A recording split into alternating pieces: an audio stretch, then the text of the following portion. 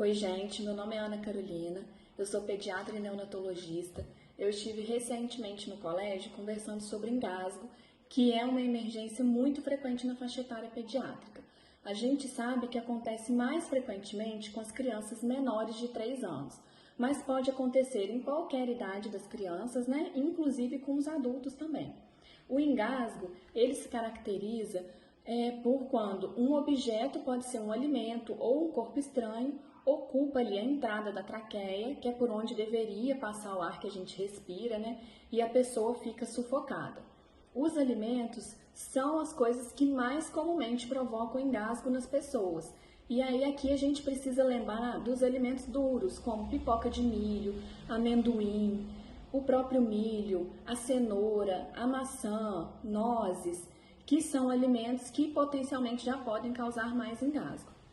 Além deles, a gente também tem que lembrar daqueles alimentos que se encaixam facilmente na garganta da pessoa. Então aqui a gente lembra das uvas e do tomate cereja.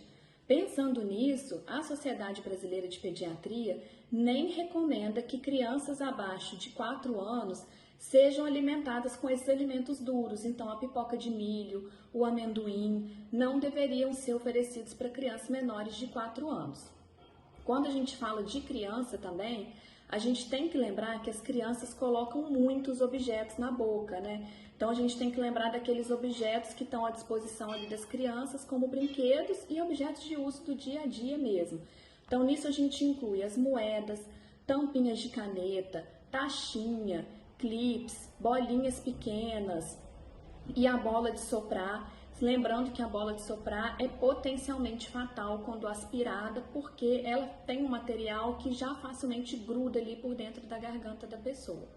Então, quando a gente pensa em deixar brinquedos à disposição das crianças, a gente tem que imaginar que esse brinquedo tem que ter um tamanho suficientemente grande para que ele não seja colocado na boca e aspirado, né, caso a criança coloque na boca.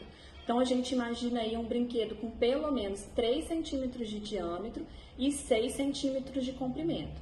Além disso, os brinquedos disponíveis, eles devem sempre seguir a recomendação da idade e aquela certificação do Inmetro para a gente ter a garantia de que a criança está segura brincando com esses objetos. E aí a gente tem que lembrar que, em hipótese nenhuma, as crianças devem nem brincar e nem ser alimentadas sem que alguém, né, um adulto, esteja supervisionando essa criança. Além disso, a gente tem que lembrar que hora de comer é hora de comer. Então, a gente nunca deve alimentar uma criança que está sonolenta, que acabou de acordar, ainda está meio grogue de sono, né, que está deitada, que está chorando, que está correndo e brincando, agitada. A gente sabe que as crianças têm aí muita energia. Então, a hora de comer é a hora de comer, é a hora de todo mundo sentar e comer junto e devagar e porções pequenas principalmente. A gente sabe que a principal causa de parada cardíaca na criança é a baixa oxigenação. Então, se a gente imagina aí que o engasgo é o objeto estranho, né, que foi aspirado, ele está tampando a entrada de onde o ar passa, né, para a gente respirar, ele provoca uma baixa oxigenação, a gente chama isso de hipóxia. Então, frente a um quadro de engasgo, a gente precisa agir de forma rápida e de forma eficaz, a gente precisa agir de forma imediata. Na medicina, a gente costuma dizer que tempo é cérebro.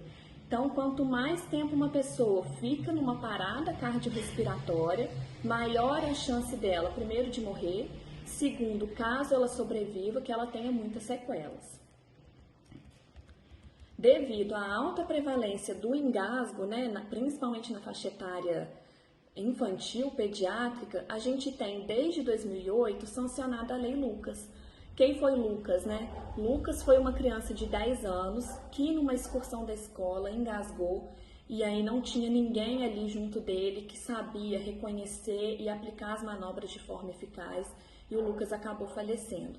A mãe do Lucas é uma advogada, e aí ela, a partir dos meios legais, né, deu entrada aí nesse projeto de lei, e a lei foi sancionada, e a partir dessa lei, a gente tem a obrigatoriedade de que as escolas e os espaços que tenham acesso às crianças, né, de recreação infantil, creche, que todos os funcionários sejam treinados e que sejam atualizados anualmente sobre as manobras de primeiros socorros, e aí vai incluir o engasgo também para as crianças. Então, falando basicamente disso tudo, a gente tem que pensar como que a gente vai identificar um quadro de engasgo, né? Como que ele acontece. Primeira coisa é aquela pessoa que começou a tossir muito de repente. Começou a tossir, está desesperada, não estava tendo nada antes. Ela faz muito barulho para respirar, ou então ela tenta falar ou tenta até chorar e não consegue emitir som. No geral, essa pessoa vai ficando muito pálida também, porque está ali desesperada, engasgada, sufocada, né? E pode a boca ficar roxa quando a oxigenação cai muito e pode chegar até o desmaio. Então, identifiquei que a pessoa está engasgada. Se for uma criança pequena, uma coisa que a gente nunca deve fazer é sacudir a criança a fim de tentar aí desengasgar ela. Primeiro porque se a gente sacode muito a criança, a gente tem o risco de fazer esse objeto ou alimento descer mais ainda para a garganta e dificultar o nosso trabalho aí na hora de tentar desengasgar essa criança. Segundo que os vasos sanguíneos da cabeça da criança são muito frágeis. Então, se a gente sacode essa criança, a gente pode provocar uma hemorragia dentro da cabeça da criança. Olha que quadro grave que isso não virou, né? Isso tem até nome, chama síndrome do bebê sacudido. Outra coisa que a gente não deve tentar fazer é com o dedo tentar tirar o objeto ou o que quer que seja que esteja aí na boca da pessoa para tentar tirar aquilo que está sufocando ela. Nessa tentativa, a gente também pode empurrar esse objeto mais para dentro. Então, pensando no que a gente não deve fazer, vamos agora para o que a gente deve fazer. A principal coisa, né, a primeira coisa aí é manter a calma. A gente sabe que frente a um quadro de engasgo, a nossa tendência da pessoa engasgada é ficar muito nervosa, estar sufocada, e de quem está socorrendo também ficar muito nervoso. Manter a calma vai ser essencial para o sucesso da nossa manobra. O segundo passo aí que a gente deve fazer é ligar para a emergência. E aqui a gente precisa lembrar do SAMU. Então, normalmente, assim, nas salas, né, de aula, ou então a professora com a ajudante, ou ali naquele corredor tem outras salas com outras professoras. Nunca a pessoa vai estar sozinha para socorrer esse caso, né? Vai ter outras pessoas junto. A gente deixa uma pessoa socorrendo a criança ou quem quer que esteja engasgado e uma segunda pessoa e vai ligar para a emergência.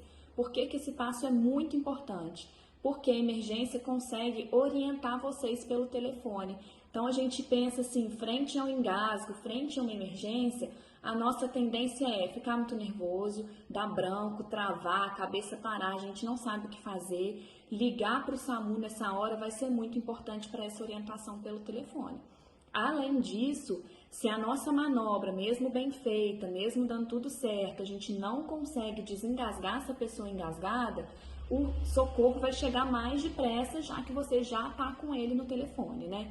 Então, a gente precisa saber que uma equipe bem preparada, bem treinada, é capaz de, em poucos segundos, salvar a vida de alguém que está engasgado. Então, a gente precisa ter isso em mente para a gente, principalmente, evitar que esse quadro aconteça, né? Diante de tudo isso que a gente pode fazer para prevenir, mas que, caso aconteça, a gente sabe que acidentes acontecem, que a gente esteja preparado para conseguir socorrer essa pessoa e salvar a vida dela.